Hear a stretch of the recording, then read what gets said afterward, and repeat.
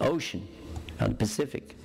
He said, if you get me back, I will worship you on your terms. And that's when Allah guided him to Islam. Because Allah got him back safely, he didn't drown. He told the story himself. But he said it was some years, really, before he ever met any Muslims. And his statement was, had I met Muslims first, wallahi, I wouldn't be a Muslim. This means he had bad experience with some Muslims. And while it's true, I will tell Muslims, new Muslims, brand new Muslim, and people looking at Islam, if you get in Islam, Allah is going to give you a big test. Allah says in Surah Ankabut, do they think they'll be left alone on entering Islam and they won't be put into fitna? For sure Allah is going to put them in the test that He put the people before them in to show who are the sadiq, the truthful, and those who are kadhib, the liars. Now that's in the Quran. So I will tell them about that, and I will tell them part of the fitna, part of the test, I'm sorry to tell you, is going to be us, the Muslims. Because, don't look at Muslims to see what's Islam. I will tell them that. But I'm not going to insult all the Muslims by making a statement like that, because it's not true. The majority of all the Muslims are actually good. That's the truth. Just as in the case of Americans. There are some bad Americans. That's true. But the majority of them are pretty good guys. They just don't know. It's actually up to us to get the message to them.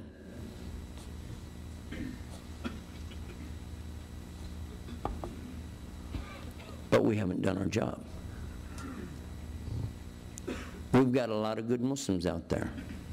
A lot of good Muslims. Some of them are also a little bit ignorant about Islam. But again, that's not cause for me to try to pass judgment on them. It's cause for me to do what? Work harder to get the message out. And by the way, this is to the youth. Listen to me.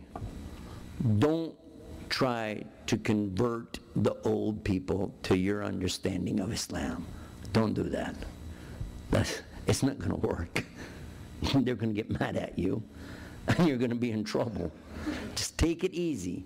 You want them to learn something, show them with your good actions. Bribe them with your kindness. Let them ask you, and when you start answering, stop if they lose interest. Otherwise, you're never going to get anything with them. I promise you. You're not going to go anywhere with them. It's the youth. I know you know everything there is to know about everything, but just, take it easy until you get a little bit of silver. I don't call this gray, by the way. It's not worth much. Silver's worth a lot, so, alhamdulillah. But take it easy, guys. And our youth, a lot of you are gung-ho. You want to just change the whole world, and I'm proud of you for the energy, but direct that in the right way. Be careful with it, and don't be too quick to shoot off the gun of takfir, because this is very dangerous, and I think you know what I'm talking about. I'm saying this because we're trying to give dawah now to non-Muslims, and you get into these things like this, and you're going to hurt your dawah right away. If you start talking about different groups, you're going to lose the person. If they ask you, I get this question all the time, which kind of Muslim are you? Oh, I get that all the time from non-Muslims. Are you one of them Shiites? Or are you one of them Sufis? Or one of them Sunnis? Some of them call them Sunnis. Are you one of the Sunnis? My dad used to call me Sunny. When I came back from a retreat that we did down in Tequestango in Mexico, which is close to Guadalajara, we established a place there with Omar Weston. It's called Dar es Salaam. And on the way back to the United States, customs grabbed me, and then that's normal for them anyway. But they did it just by my face. Usually they do it with my passport because my number pops up, but they did it by face. They said, come on. I said, whoa. They set me down in a room, and you have to wait, and then they come in, So they said, so what kind of Muslim are you? And I thought I could get away with this. I said, I don't know what you mean. They said, yeah, you do. What kind of Muslim are you? I said, what do you mean? They said, are you one of those Sunnis? I go, no, just You one of them Sufis? I go, no. Are you Shiite? No. Qadiani, Aga Khani? They got the book in front of me. He's going, 5%er, Rastafarian, Hebrewish Muslim. I see I'm not going anywhere until I come up with something. I'm thinking, what am I say? You one of the Wahhabis? Salafis? I'm going, man, they know everything, you know. Got that book. They miss nothing, you know. You're in the Ikhwan Muslimin. Are you with the Hamas? Are you with the Hezbollah? I'm going, wait a minute. There's two I didn't hear about before. You know. I'm supposed to be a Muslim chaplain. I'm supposed to know all of them, you know. And I said, whoa. They're not going to let up. What kind of Muslim are you? Okay, I'm a fat Muslim. They didn't laugh.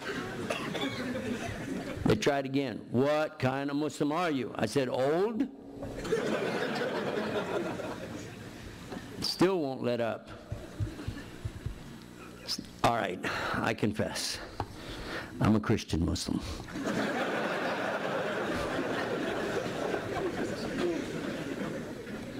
I said, what's that? I said, well, I used to be a Christian. I became a Muslim. Oh, okay.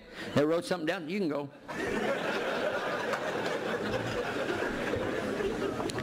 It's time for an Allahu Akbar here. Takbir! Allah. There we go.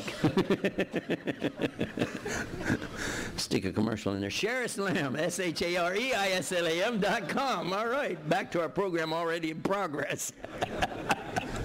Alhamdulillah. I'm having a good time with you guys. You're a lot of fun. I could wrap it up right here, but maybe I should give you a little bit more about that and before we end it. When people ask you these questions, like, for instance, what group are you in? The best, I believe, answer is to let them know there really is only one group. There's only one God. That's Allah. There's only one universe. There's a complete universe, most of which we really don't know much about, but it's still one. There's always been one message to human beings, one prophethood. It started with Adam, it ended with Muhammad, but it was always the same thing. Call the people, and that's what we're talking about tonight. Call the people to La ilaha illallah. That's it. That's the real Islam. The surrender and the submission, the obedience and sincerity in peace to the one God. That's Islam. And whoever does it's an Islammer. Islammer.